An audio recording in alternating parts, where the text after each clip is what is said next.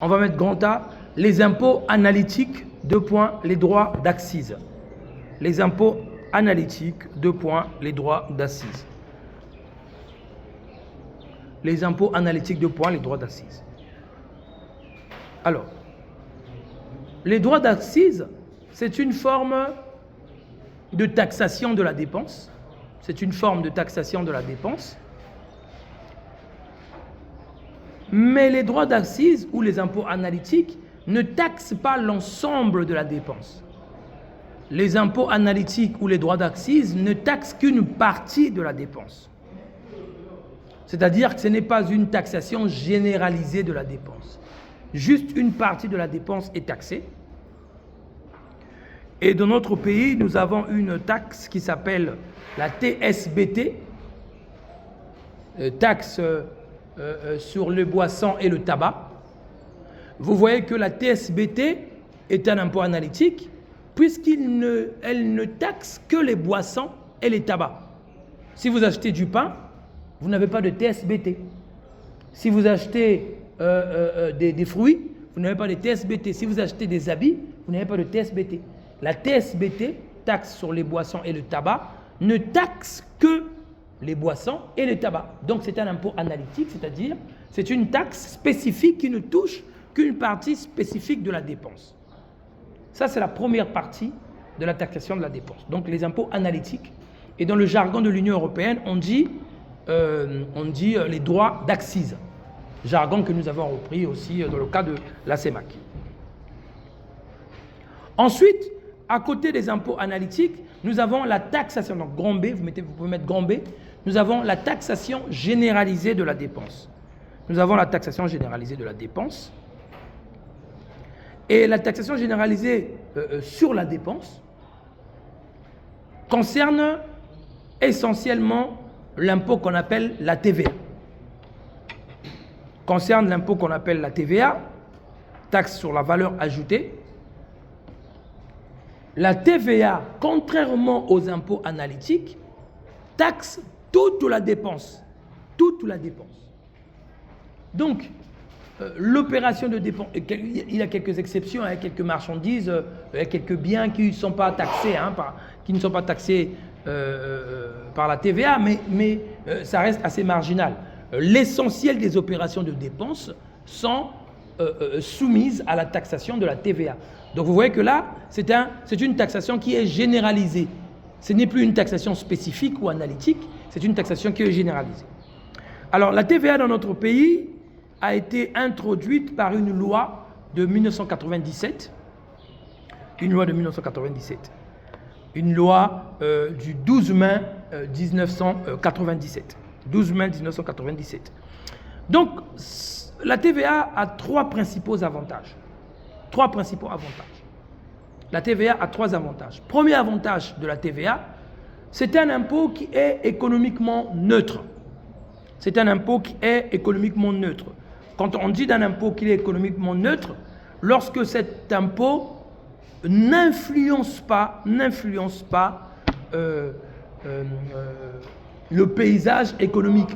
C'est-à-dire, les entreprises ne subissent pas les méfaits éventuels de la TVA. Puisque la TVA est supportée par les consommateurs. Donc on dit qu'il est neutre économiquement.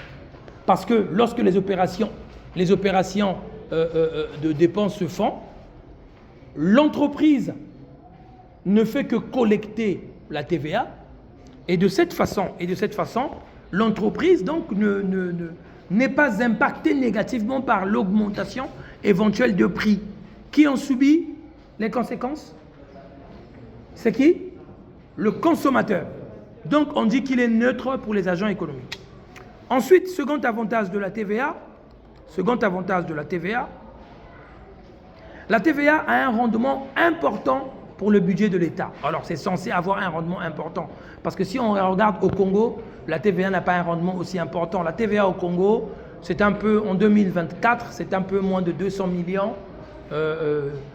C'est un peu moins de 200 millions. Non, pardon, c'est 220 milliards. 220 milliards de TVA en 2024. 220 milliards. Donc c'est pas, ça reste, voilà. La Cour des comptes estime que nous pouvons avoir une TVA jusqu'à 1000 milliards par année. Ça veut dire qu'on a des marges importantes à gagner concernant la TVA. Bon, ça veut dire qu'il y a beaucoup de fraude à la TVA.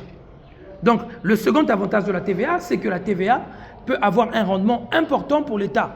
Des pays comme la France, la TVA arrive jusqu'à des centaines de milliards d'euros par année. Donc, vous imaginez l'impact que la TVA peut avoir dans le financement d'un budget. Troisième avantage de la TVA est collectée par les agents économiques eux-mêmes. Ce sont les agents économiques eux-mêmes qui collectent la TVA. Donc c'est eux-mêmes qui vont collecter la TVA. Quand les clients, les consommateurs achètent, ce sont les agents économiques, donc les entreprises qui vont collecter la TVA. Ça veut donc dire que la TVA coûte moins cher à l'État en matière de personnel. En matière de personnel, de financement du personnel, la TVA coûte moins cher à l'État, mais rapporte beaucoup d'argent à l'État. Donc la prise en charge administrative de la TVA est assez nulle, est assez négligeable, puisque ce sont les agents économiques eux-mêmes qui collectent la TVA. Mais la TVA a quand même un désavantage, disons un défaut, disons un inconvénient. Le principal inconvénient de la TVA, c'est son aveuglement. La TVA est dit aveugle. C'est un impôt qui est aveugle. Il est dit aveugle, pourquoi? Eh bien parce que la TVA frappe indistinctement les consommateurs sans tenir compte de la situation personnelle des consommateurs. C'est-à-dire, c'est très simple, moi je suis enseignant à l'université, je gagne 500 000. Si je veux acheter une télé de 100 000 avec une TVA à 20%, je paierai ma télé 120 000. Vous êtes étudiant à l'université, donc vous n'avez pas de revenus, vous n'avez même pas de bourse, qui ne passe plus jamais. Si vous allez acheter la même télé, vous payerez aussi 120 000. Donc la TVA est aveugle. La TVA ne tient pas compte de la situation personnelle du consommateur. Et c'est pour ça que la TVA est plutôt un impôt considéré dans d'autres pays comme un impôt de droite, comme un impôt de libéraux. Parce qu'on considère qu'il ne tient pas en compte la situation sociale de chaque consommateur. Voilà le principal défaut ou le principal inconvénient de la TVA.